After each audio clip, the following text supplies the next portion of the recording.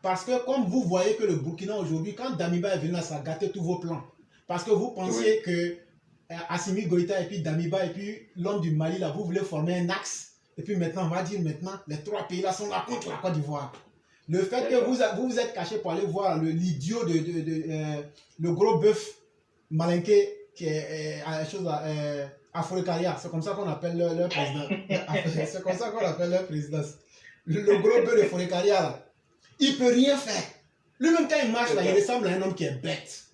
Je suis désolé, ce n'est pas que j'insulte, mais c'est ce que je sens que je suis en train de dire. C'est ça. Et quand il agit, là, ses agissements font honte. Mais, comme c'est quelqu'un, il est dans son monde là-bas, il n'a pas encore touché les Ivoiriens, on ne va pas aussi le toucher. On ne va pas le toucher. Sinon, les Sekou Tunkara qui insultait Ouattara, là, quand on est venu, on les a mis au pas. Sekou Tunkara n'a qu'à insulter Ouattara aujourd'hui encore. Pendant plus d'1 mois, depuis le 10 juillet, vous avez insulté. Mais ça va faire pratiquement 4 semaines quand on a mis notre machine en place. Pourquoi maintenant même il ne parle même plus de la Côte d'Ivoire. Nous là, notre président, là, on ne l'insulte pas. Je t'avais dit ça, non, que quand je vais rentrer dans le pas, je vais les mettre au pas. Ah, il a plié sa queue, hein. Et donc maintenant là, je suis en train de démontrer aux Maliens même que c'est qui ne vaut rien comme tous ceux qui sont en train de faire. Et voilà les conséquences de leurs actes. C'est nous, on peut faire ça. Et donc, ce qui est important pour nous, quand quelqu'un se démontre ou me s'engage, on essaie de voir c'est qui et qu'est-ce qu'il cache derrière lui. En réalité, ce qui les fait mal, pourquoi Damiba est venu en Côte d'Ivoire et pourquoi Alassane Ouattara refuse de recevoir, comment il s'appelle là, le chef des djihadistes là, comment il s'appelle, Assimi Goïta. Assimi Goïta. C'est un djihadiste. Parce que quand tu prends les gens et tu prends les gens en otage, c'est la méthode des djihadistes. C'est un djihadiste. Alassane Ouattara ne peut pas recevoir un djihadiste. Et les gens disent, mais pourquoi Alassane Ouattara les autres d'Amba alors qu'ils ont tous fait coup d'État? Mais parce qu'il y a l'un qui est intelligent et il y a l'autre qui n'est pas intelligent.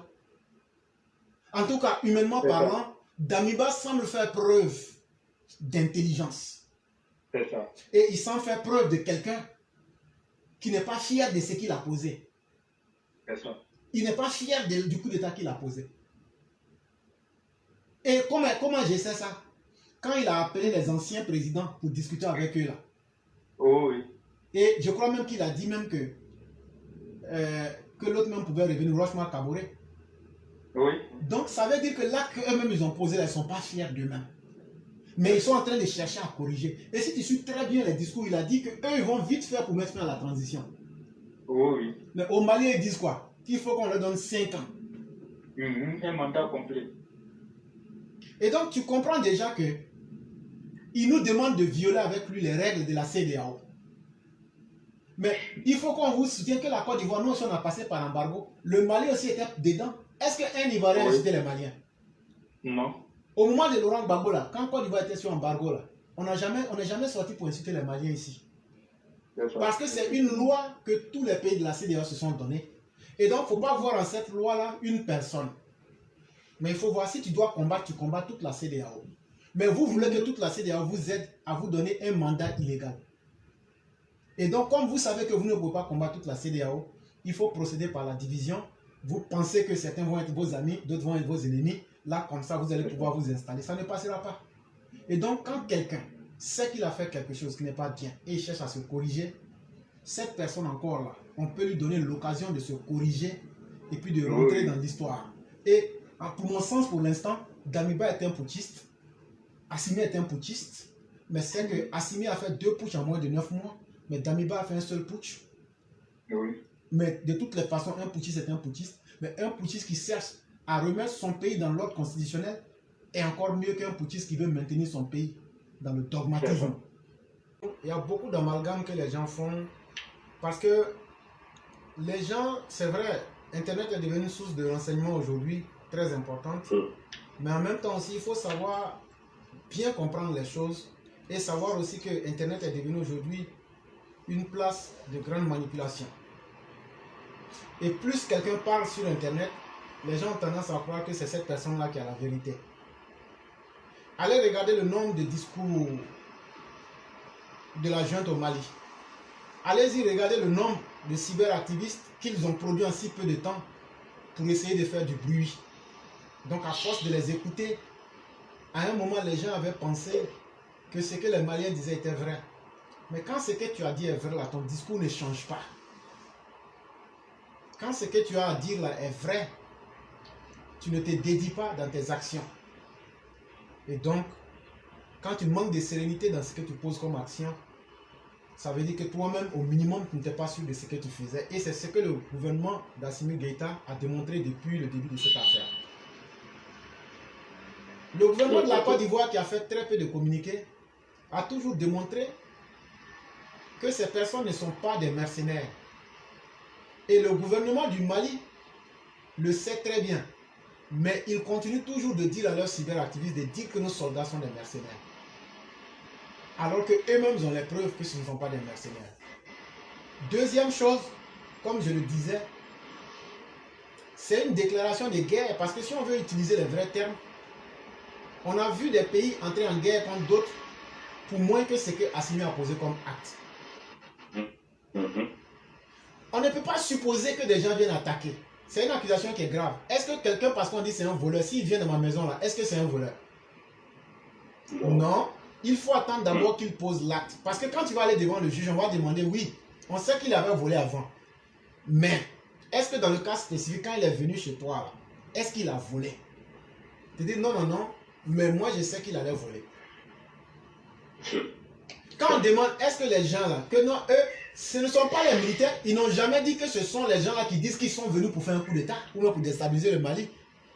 Et je mets quiconque au défi de me prouver que ces gens-là ont été interrogés ou bien que le gouvernement ivoirien a dit nous avons envoyé ces gens-là pour déstabiliser le Mali, ou bien que les gens qui ont été arrêtés là disent que effectivement notre intention était de venir déstabiliser le Mali.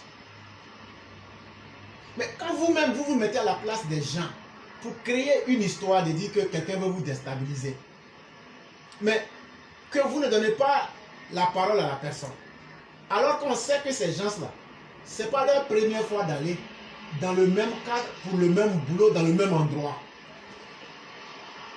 Le contingent des 49 qui a été arrêté là, oui, c'est depuis 2019, depuis avant Assimi Goïta là, ils faisaient leur travail. Depuis 2019, ça n'a jamais posé de problème. Et chaque fois, oui, les mêmes groupements de 49 personnes, ou ainsi de 50 même, se remplaçaient parce qu'il y a une 50e personne.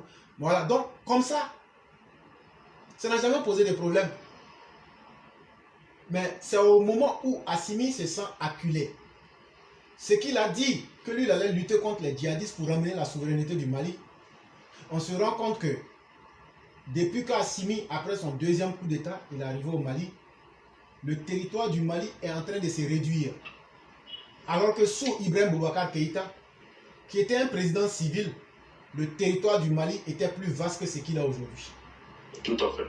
Aujourd'hui, là, tout le Mali, là, la souveraineté que Assimi veut, là, n'est rien que sur 245 km². C'est-à-dire la zone de Mouakwe-Kati. C'est tout.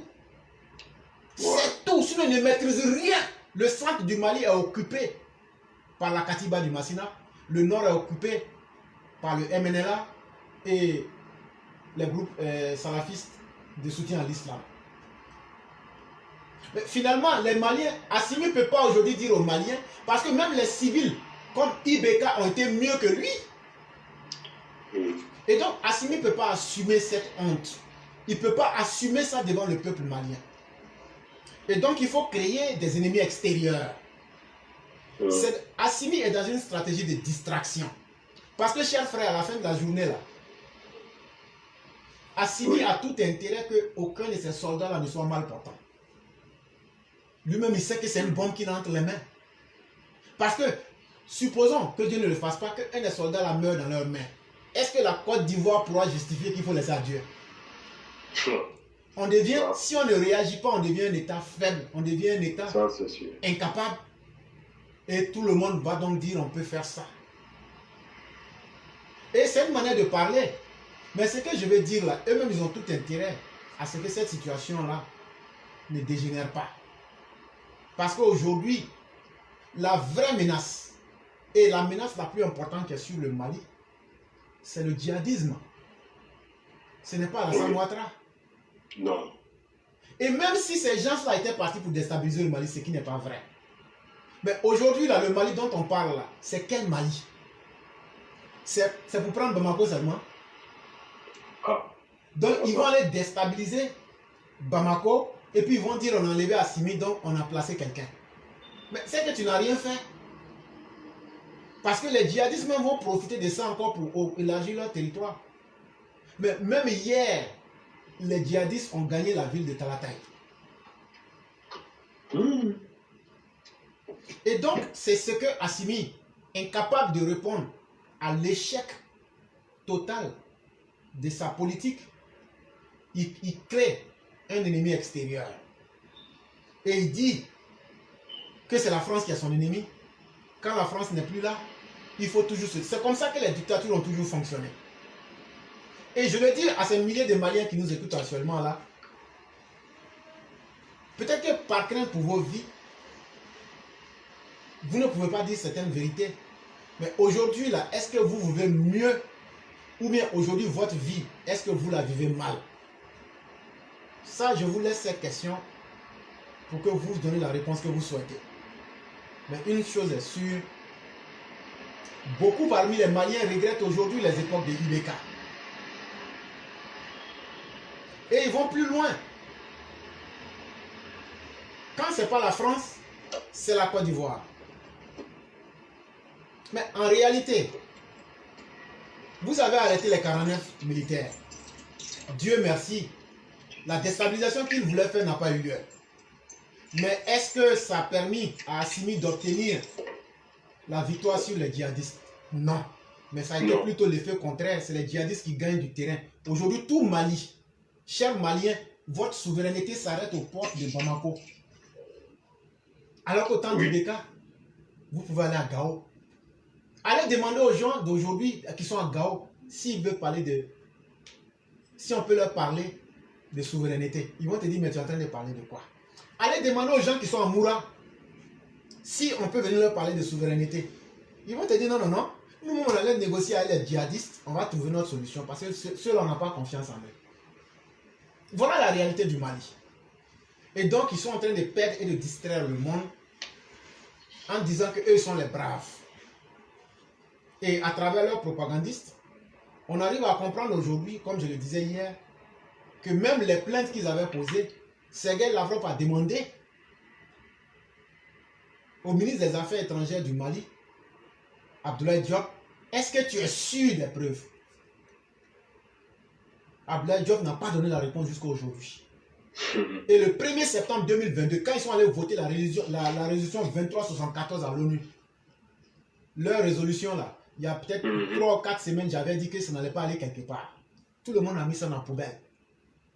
Et depuis hier, ils sont en train de se dire que maintenant c'est le Burkina avec la Guinée et le Mali qui vont former un front. Ah, donc la Russie ne peut plus vous aider. Et donc ils vont finir tout ça, mais vont revenir à la réalité. Maintenant, on est dans un monde où chacun est libre de parler en fonction de ses intérêts. Il y a des gens même qui ne veulent même pas chercher à comprendre la réalité. Il ne faut pas perdre ton temps pour leur expliquer. Maintenant, il y a des gens qui connaissent la réalité mais qui veulent la dénaturer. Ceux-là, il ne faut pas perdre ton temps avec eux. Il y a des gens même qui sont endoctrinés, qui sont dans leur folie idéologique. Ceux-là, tu ne peux rien leur dire. Nous, notre message s'adresse aux gens intelligents qui comprennent que le jour que un Africain va comprendre que lui, sa gloire, ce n'est pas de dénigrer notre Africain ou d'arrêter d'autres Africains ou d'utiliser notre Africain pour devenir plus grand. C'est ce jour-là qu'Assimi comprendra que les destins de nos pays sont liés et que les vrais ennemis de l'Afrique, c'est d'abord la faim et la pauvreté et le djihadisme. Aujourd'hui, les Maliens connaissent la faim. Aujourd'hui, les Maliens connaissent le djihadisme. Attaquons-nous d'abord à ces vrais problèmes-là. Le vrai problème, ce n'est pas Alassane Ouattara, ce n'est pas la France. Et j'ai dit quelque chose et je le réitère. Dans la vie, là, il y a les forts, mais il y a les faibles.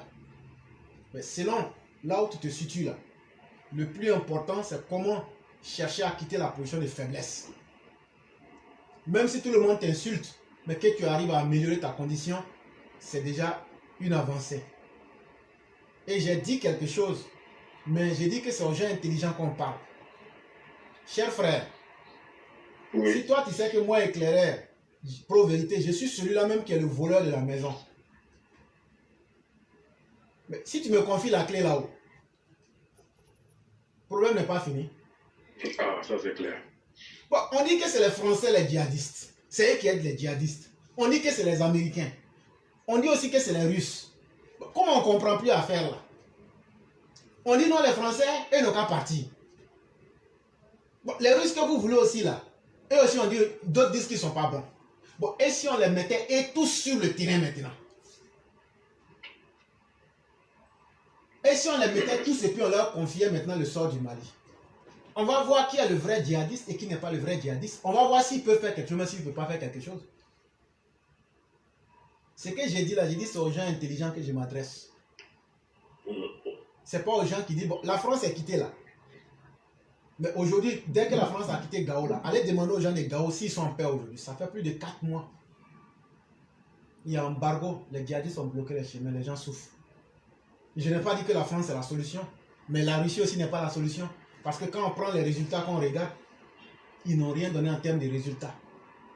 Parce que chaque jour, même hier, 7 septembre 2022, les djihadistes ont pris la ville de Talatay.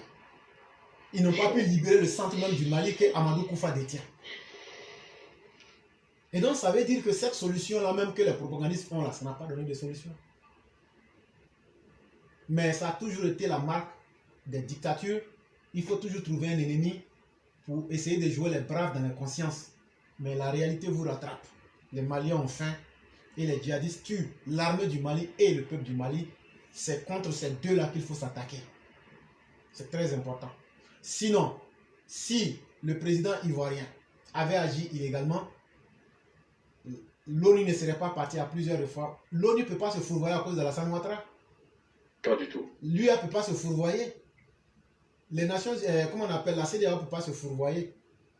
Mais quand on explique tout ça à des gens pour dire, mais depuis quand toi, tu as vu l'ONU se lever pour aller plaider le cas des mercenaires? Depuis quand tu as vu l'Union africaine te dire qu'il faut libérer des mercenaires, ils ne sont pas des mercenaires? Depuis quand tu as vu la CEDEAO le faire? Mais une fois que tu expliques ça à quelqu'un, la personne va bien se dire, donc, il y a quelque chose à chercher à comprendre. Mais quand les gens ne veulent pas comprendre, on laisse ça comme ça, mais on laisse le temps. Parce que quand tu veux combattre tout le monde, tu finis par être toi-même ton ennemi. Et c'est sur ce chemin-là qu'Assimi Goïta est en train de partir. Et donc si c'est ce qu'il souhaite pour lui-même, tant mieux. Mais c'est le peuple du Mali qui va souffrir. Et ça sera malheureux. C'est ce que je peux dire. C'est pour dire que le vrai défi de l'Afrique, c'est pas de dire qu'on est en train d'avoir une souveraineté. La souveraineté là, si tu as une souveraineté mais que tu n'as rien pour la maintenir, c'est du faux. C'est du faux. C'est le travail qui est la vraie souveraineté, que ce soit au plan global ou individuel. Et c'est ça que les Africains doivent comprendre. Ce n'est pas l'autre qui est votre malheur, mais c'est le fait de ne pas travailler là qui est ton malheur. C'est le fait de refuser de travailler là. Tu vas croire que l'autre Dieu l'a favorisé plus que toi. Cher frère, quand on vient en Occident là, pourquoi on ne dort pas dans la maison? Sinon, qui n'aimerait pas se reposer? Mais il faut dormir. Tu vois que le plus grand paresseux du village devient très courageux quand il arrive en Occident. Jusqu'à même chaque mois, on dit qu'il est l'employé du mois. C'est ça. C'est pas parce qu'on est bon, hein, ou c'est pas parce qu'on aime travailler, mais c'est parce que tu n'as pas d'autre choix. Il faut qu'en Afrique, on crée des conditions pour ne donner qu'un seul choix aux gens, celui de travailler. Une fois qu'on en arrive à ça, tu vas voir que l'Afrique ne va plus trop se plaindre. C'est les Blancs qui sont nos problèmes. C'est ça, c'est comme dit, c'est comme ça. Il n'y a pas un peuple qui est libre sur cette terre-là. Il n'y a pas un peuple qui est libre sur cette terre. Même les grands États-Unis là sont redevables à quelqu'un. Effectivement. Aujourd'hui là, le nombre d'argent que les États-Unis doivent à la Chine, c'est pas petit. Même le Japon également. Voilà, ça c'est un exemple que je prends. Est-ce que pour autant les Américains ne sont pas souverains? Non. De quelque manière que ce soit, chacun est tenu d'être l'esclave de l'autre d'une manière ou d'une autre. Toi, ton patron là, moi, mon patron là, je suis son esclave parce que quand il me dit de faire quelque chose, même si je n'aime pas, je vais faire. Donc là, c'est ça. Mais en arrière-plan, qu'est-ce que je recherche? C'est ma survie et comment maintenir ma dignité. Si j'ai fini mes 8 heures du temps, je m'en fous du reste. Après les 8 heures du temps, j'ai ma dignité. Mais si je refuse cet esclavage de 8 heures du temps chaque jour, 5 fois par semaine, que je veux être libre, mais je suis en train de demander aux gens à manger. Les Maliens disent qu'ils veulent leur souveraineté. Mais la Côte d'Ivoire que vous êtes en train d'accuser, si la Côte d'Ivoire voulait attaquer le Mali, quand vous avez fait votre levée de fonds en août, là, la Côte d'Ivoire vous a financé. Pourquoi vous n'avez pas refusé l'argent de la Côte d'Ivoire? Comment? Si la Côte d'Ivoire devrait déstabiliser un pays, comment tu peux financer un pays et puis le déstabiliser? Chers Maliens, la levée de fonds que vous avez fait pour pouvoir payer vos fonctionnaires et puis payer vos dettes là, il y a la Côte d'Ivoire qui a participé dedans. Ça veut dire que la Côte d'Ivoire a donné crédit au Mali. Donc la Côte d'Ivoire va donner crédit au Mali et puis tuer les Maliens.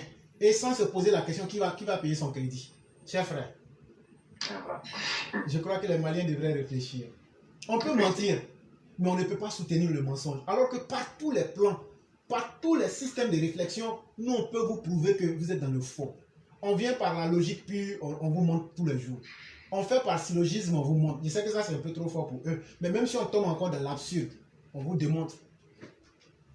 Et là, j'ai fait une réflexion dans l'absurdité en disant, je donne un crédit à mon frère avec qui je parle.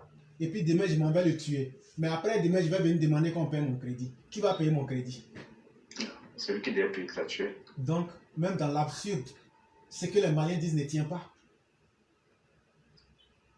Et donc, c'est important que les Maliens puissent comprendre la vérité de la réalité qui est dans le monde.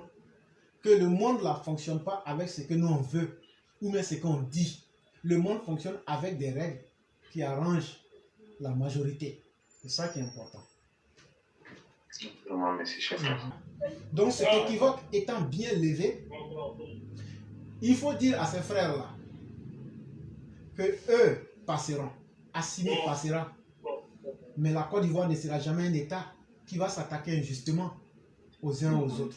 C'est pourquoi vous aurez vu ici, lorsque les Maliens du 10 juillet jusqu'à ce que, je vais dire pratiquement un mois, les Ivoiriens n'ont pas réagi.